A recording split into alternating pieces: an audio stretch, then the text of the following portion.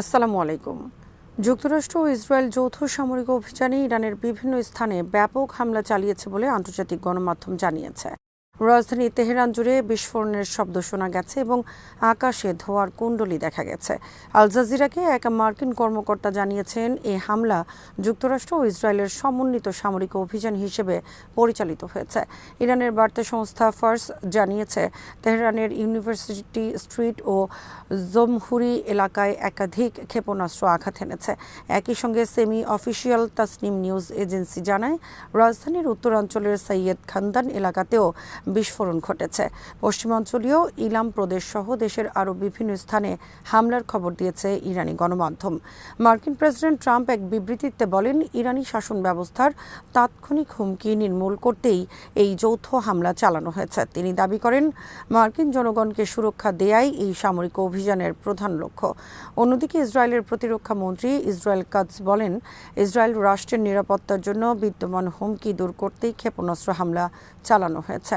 বার্তা সংস্থা রয়টার্সকে এক মার্কিন কর্মকর্তা জানান, আকাশ ও সমুদ্রপথে হামলা পরিচালিত হচ্ছে। মধ্যপ্রাচ্যে বিপুল সংখ্যক যুদ্ধবিমান ও রণতরী মোতায়েনের মাধ্যমে যুক্তরাষ্ট্র আগে থেকেই ইরানের উপর চাপ সৃষ্টি করে আসছিল, বিশেষ করে তাদের পারমাণবিক কর্মসূচি নিয়ে চলমান আলোচনার প্রেক্ষাপটে। দ্য অ্যাসোসিয়েটেড প্রেস জানিয়েছে, তেহরানের সর্বোচ্চ নেতা আয়াতুল্লাহ আলী খামেনির কার্যালয়ের নিকটবর্তী এলাকাও লক্ষ্যবস্তু ছিল। তবে রয়টার্সের বরাতে জানা গেছে, খামেনি বর্তমানে তেহরানে নেই এবং তাকে নিরাপদ স্থানে সরিয়ে নেওয়া হয়েছে। তেহরান থেকে আল জাজিরার প্রতিবেদক মাজিয়ার মোটামেদি জানান, রাজধানীর বিভিন্ন এলাকায় মোবাইল ফোন যোগাযোগ বিচ্ছিন্ন হয়ে পড়েছে। এদিকে এক ইরানি কর্মকর্তা রয়টার্সকে বলেছেন, তেহরান চূর্ণ বিচূর্ণ করে দেয়া ধরনের পাল্টা জবাবের প্রস্তুতি নিচ্ছে। হামলার পর ইসরায়েলে সাইরেন বেজে ওঠে এবং জরুরি অবস্থা ঘোষণা করা হয়। সম্ভাব্য ক্ষেপণাস্ত্র হামলার আশঙ্কায় ইসরায়েলি সামরিক বাহিনী জনগণকে সতর্ক থাকতে বলেছেন। ইসরায়েল বিমানবন্দর কর্তৃপক্ষ দেশটির আকাশসীমা বেসামরিক ফ্লাইটের জন্য বন্ধ ঘোষণা করেছে। একই সময়ে কাতারে অবস্থিত মার্কিন দূতাবাস তাদের সব কর্মীকে আশ্রয়ে থাকার নির্দেশ দিয়েছে এবং ইরাক তাদের জাতীয় আকাশসীমা বন্ধের ঘোষণা দিয়েছে। বিশ্লেষকদের মতে, এই হামলা ইরান যুক্তরাষ্ট্র আলোচনাকে ভণ্ডুল করে আঞ্চলিক উত্তেজনা নতুন মাত্রায় নিয়ে যেতে পারে। আফগানিস্তান ও পাকিস্তানের মধ্যে পূর্ণমাত্রায় যুদ্ধ ছড়িয়ে পড়েছে। শুক্রবার রাতে পাকিস্তান সর্বাত্মক হামলা চালিয়েছে আফগানিস্তানের বিরুদ্ধে। আফগানিস্তানের রাজধানী কাবুল এবং কান্দাহার ও পাকতিয়া সহ বিভিন্ন শহরের 29টি সামরিক ঘাঁটি লক্ষ্য করে বিমান ও ড্রোন হামলা চালিয়েছে পাকিস্তান বিমান বাহিনী। এ সময় গোটা আফগানিস্তানের আকাশ ঝলসে ওঠে আলোর ঝলকানি আর বিস্ফোরিত বোমায়। একই সঙ্গে সীমান্তে চালানো হয়েছে মর্টার হামলা। পাকিস্তানের প্রধানমন্ত্রীর অফিস থেকে প্রকাশিত বিবৃতিতে বলা হয়েছে, শুক্রবার রাতে বিমান হামলায় ধ্বংস হয়েছে আফগানিস্তানের 115টি ট্যাঙ্ক সহ 135টি আর্মার্ড পার্সোনেল ক্যারিয়ার। ধ্বংস হয়েছে 89টি সেনা পোস্ট। নিহত হয়েছে তালেবান সেনা সহ 287 জন সন্ত্রাসী। এর মধ্যে পাকিস্তানি তেহরিক-ই-তালেবান, পাকিস্তান টিটিপি সেনা সদস্য বা ভারতীয় মদতপুষ্ট ফিতনা আল খারিজ সন্ত্রাসীরা রয়েছে। শুক্রবার রাতে আফগানিস্তানের বিরুদ্ধে হামলাকে অপারেশন গজব লিল হক হিসেবে আখ্যায়িত করেছে পাকিস্তান। আফগানিস্তানের তালেবান সরকার দাবি করেছে, তাদের পাল্টা হামলায় নিহত হয়েছে পাকিস্তানের 55 জন সেনা। তবে পাকিস্তান তালেবানদের এই দাবি প্রত্যাখ্যান করে তাদের 12 সেনা নিহতের কথা স্বীকার করেছে। আফগানিস্তান আরও দাবি করেছে, পাকিস্তানের 19টি সেনা ঘাঁটিতে পাল্টা হামলা চালিয়েছে তারা। গত বৃহস্পতিবার রাতে পাকিস্তানের খাইবার পাখতুনখোয়া সীমান্ত অঞ্চলে কোয়াডকপ্টার ড্রোন ও মর্টার হামলা চালায় আফগানিস্তান। এর জবাবে শুক্রবার সকালে আফগানিস্তানের বিরুদ্ধে ওপেন ওয়ার ঘোষণা দিয়ে সর্বাত্মক হামলা শুরু করে পাকিস্তান। পাকিস্তান আর্মির বিবৃতিতে বলা হয়েছে, আফগানিস্তানের বিরুদ্ধে অভিযান চলমান থাকবে। পাকিস্তান আর্মির জনসংযোগ বিভাগ ISPR এর মহাপরিচালক লেফটেন্যান্ট জেনারেল আহমেদ শরীফ চৌধুরী বলেছেন, আফগানিস্তানকে পাকিস্তান অথবা সন্ত্রাসী এই দুইয়ের যে কোনো একটা বেছে নিতে হবে। জেনারেল চৌধুরী বলেন, আফগানিস্তানের তালেবান সরকার এখন সন্ত্রাসীদের প্রক্সি বাহিনীতে পরিণত হয়েছে। তালেবান সরকার বর্তমানে সন্ত্রাসী দ্বারা চালিত। সন্ত্রাসীরা তাদেরকে ব্যবহার করছে পাকিস্তানের বিরুদ্ধে। পাকিস্তানের বিরুদ্ধে বর্তমানে পরিচালিত সব সন্ত্রাসের হোতা হলো তালেবান সরকার। তারা পাকিস্তান বিরোধী সন্ত্রাসীদের আশ্রয় প্রশ্রয় সহ সব ধরনের মদত দিচ্ছে। আর এর সঙ্গে যুক্ত রয়েছে ভারত। আমাদের কাছে প্রমাণ রয়েছে, ভারতের পরিকল্পনা ও নীল নকশা অনুসারে বর্তমানে তালেবান সরকার পাকিস্তানের বিরুদ্ধে হামলা পরিচালনা করছে। তালেবান সরকার বলেছে তারা পাকিস্তানের বিরুদ্ধে তাদের ভূমি ব্যবহার করতে দেবে না সন্ত্রাসীদের, কিন্তু তারা তাদের অঙ্গীকার রক্ষা করেনি। শুক্রবার হামলার পর পাকিস্তান সেনা সদরে যান পাকিস্তানের প্রধানমন্ত্রী শাহবাজ শরীফ।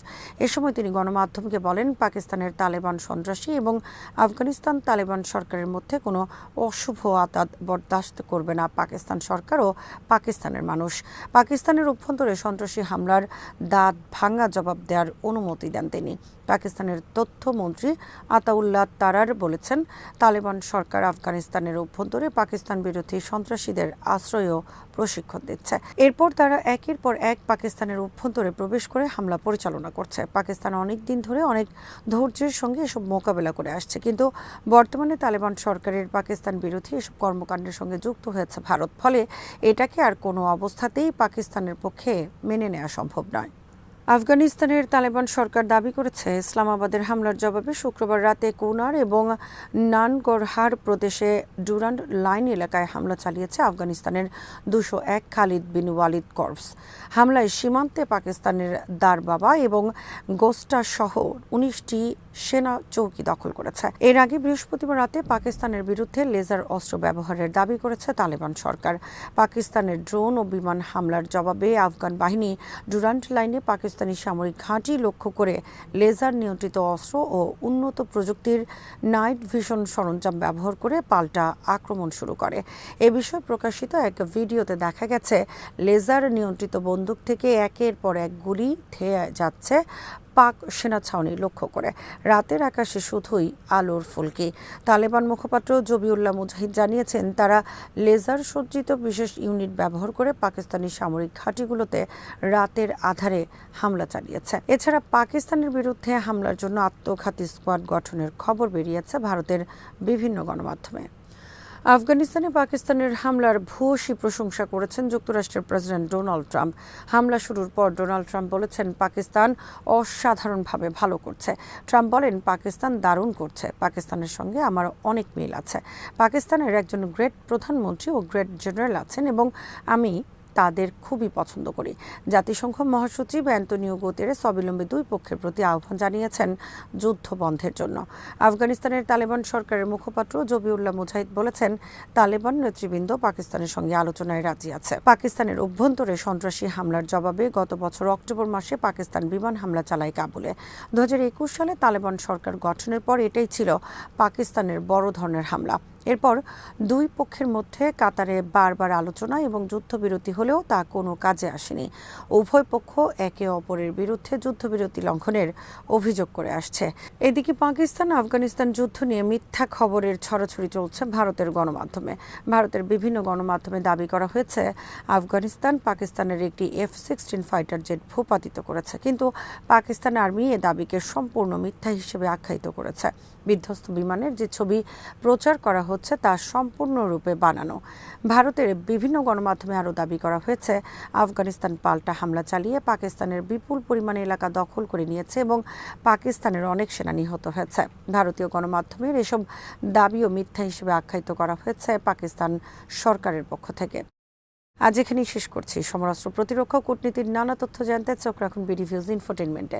চ্যানেলটি ভালো লাগলে সাবস্ক্রাইব করুন, সংযুক্ত থাকুন আমাদের ফেসবুক পেজে। আল্লাহ হাফেজ।